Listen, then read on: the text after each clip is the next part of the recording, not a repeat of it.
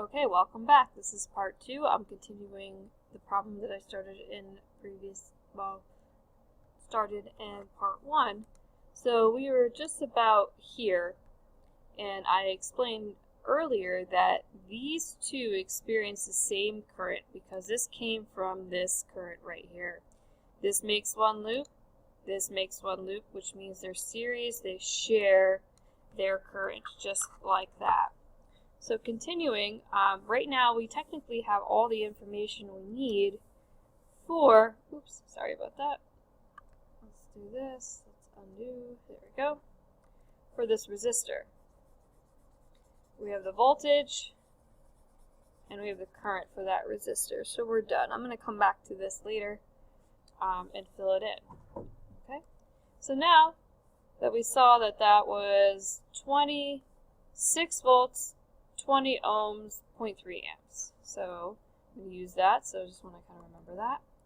And notice that we're expanding out. We're going backwards from what we did before. We have all this information already. We know that this is 6 volts from the previous. And the current through this one right here is 0.3 amps, just like that.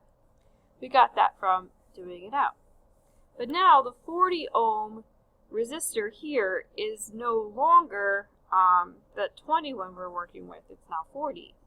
But if you notice as we went from here, we know that this one right here must, by our rules, have the same voltage between these 2 points. So in other words, this must be 6 volts and 6 volts because these are in parallel. So this one was 40 ohms, 6 volts. And I don't remember what the previous one is. There we go, 40 and 40. Okay, so good thing I wrote those down. This one is also 40 from previously. So what did I do? I said since the two 40s are in parallel, we can assume same voltage as this one. So whatever this one has, it's going to have the same. So notice it's not the same as the battery. That would be true if this one was completely gone. But now this one affects our system. So it's not necessarily the voltage that's the same as the battery, but it is more or less going to add up. 6 volts plus 6 volts gives us 12. Just like that. So it still works. Which means we can find the current down each of these branches. I'll call this I1 and I'll call this I2. I'm not worried about direction of the current right now. We'll worry about that later. Let's just be able to calculate these. This is going to be V1 over R1. This is going to be V2 over R2. Therefore, what we have is 6 volts. Sorry about doing this right on top of it. 40 ohms. And we will get 6 volts. I'm going to fix that. So it's 6 volts right here, my mistake, not 60. 6 volts divided by 40 gives us 0.15 amps.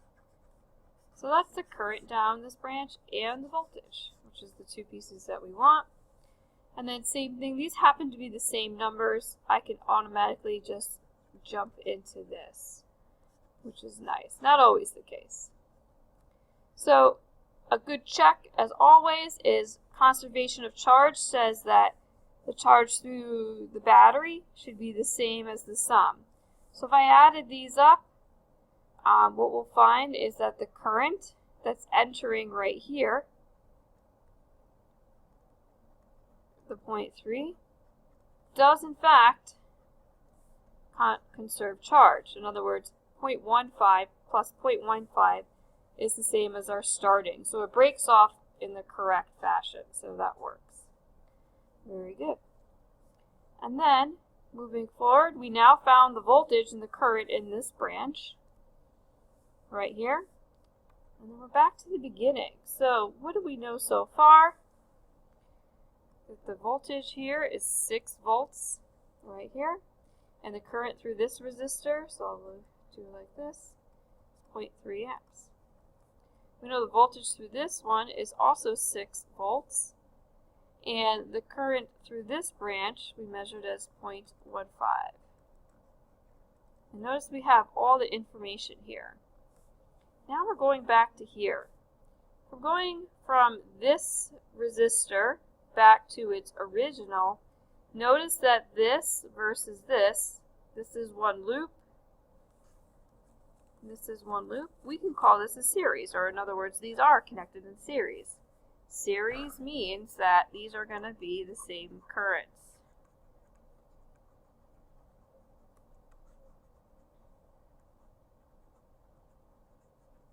Which means that if the current through this branch, we take whatever current was through this branch, is this one here.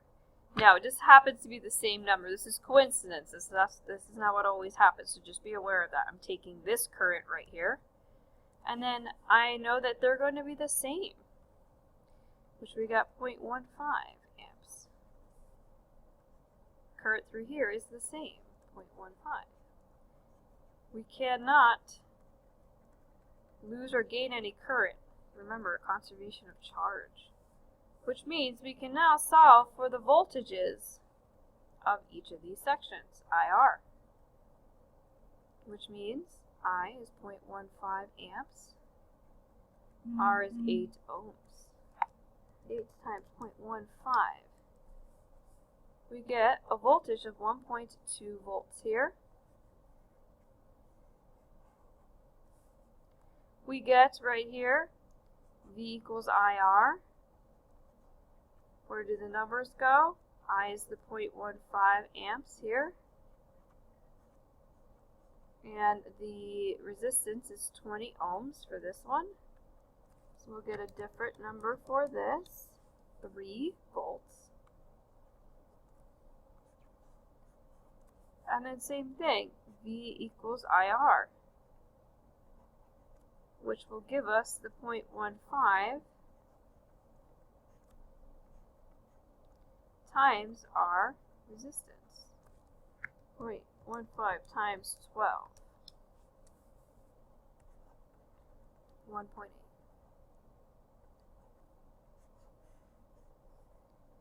There you have it. So we now completely have solved this problem. We found the voltage, current, the voltage and current through each of these resistors. Notice our trends that we keep talking about are the same. The currents for each of these are the same. But notice that this is in parallel with all of this. So the total must be 6. 1.2 plus 3 plus 1.8 happens to equal 6. So the voltage drop here and the total voltage drop here are the same. And it all makes sense. If we added up all of the voltages, it would work out to 6 and 6 here. So that's great. And the current in right here equals current out. So the current right here, the current in, if you will, equals current out for both here and here. 1 and 2, I'll call them. Which is the conservation of charge. Voltage talks about energy. So that's how you can solve something as complex. I'll call it a complex circuit, only because it's a combination of the two. Just like that. Let me solve one more, because sometimes, it can get a little tricky, and I totally get that. So let's do the same kind of problem. You might see something like this. Determine the potential difference. This just means voltage, so don't get scared by that. Potential difference is an energy difference. So remember potential, potential energy, these are potential energies, across the 5 ohm resistor. The problem wants this one specifically.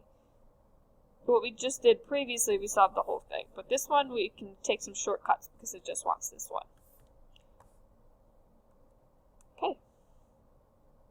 So, the first thing I do for any of these types of problems is I start off finding the resistance equivalence of the circuit and then work backwards, just like I did earlier. Work backwards. There we go. To get all my information. So I'm going to basically take that approach. So I'm actually going to do this on a blank sheet of paper right here. So I'm going to quickly just, actually, before I even do that, I'm going to just cheat here and just, oops. I guess I can't screen capture this. Alright, I'm just going to have to have good memory here. So let's go back to that paper. Okay. So I have a 3, 4, 6. So I have a 3, 4, 6. This is in parallel with the 5, like that. 3, 4, 6, 5. And what was the last thing? Oh, that was a 2 and 12. Okay. So this is actually like this.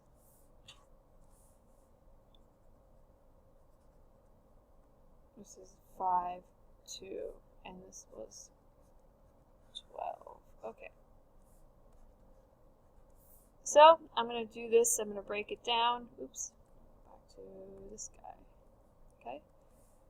So if I look at this, first of all, I can't start over here because these are in parallel but in series with each other. So, and I can't start off right here with this because these are kind of in series but in parallel. So what I'm actually going to do is actually start off with these two because these are, no question, in series with each other. So that's going to reduce down. I like to redraw them out. And these are in series. So series, we're going to have 5. I left out the ohms. Please note that it is important to consider it like that. This gives me 7 ohms, 3 ohms, 4 ohms, 6 ohms, just like that. Back to our picture of 12 volts. Okay, so now I can see that this is definitely a parallel. There's no other resistors happening here, and these I can't include because they're in series with this parallel. So I'm going to reduce this one down. So I'm going to get, this one's going to be 3. This one I'm going to calculate. This one's going to become 6. This is still 12 volts. So what I'm going to do here to get that number is take the inverse of these. So 1 over REQ for a parallel, 1 over 4, 1 over 12. So 4 inverse plus 12 inverse of that.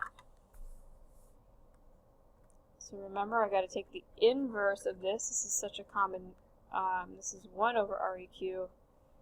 So REQ, if you take the inverse of that, becomes 3. So this is 3. Sorry, this is not 3. I knew that looked weird. This is actually 7. My apologies. 7 goes here. I don't know where I got 12. Oh, I used the battery. Okay, so I'm just going to fix that. So 4 inverse plus 7 inverse. What you get here. Let's see, I'm glad I caught that. You get 0.39 here. And then the actual is 2.5. That makes much more sense. 2.5. Just like that. Okay? And then now, finally, I can see that these are all in series, so I can get to what our glorious simple circuit right here, which is like this. So these are in series, so they'll add. So 3 plus 6 plus 2.5. 3 ohms plus 6 ohms plus 2.5 ohms equals 11.5. Therefore, the equivalent resistance of this circuit is 12.5. I'm sorry, 11.5. Now you're saying, well, that's not what the question's asking. Well, we need to actually start from here and work our way backwards to get back to this 5.1. So the video is going to end. So the next video, I'll show you how to get to that.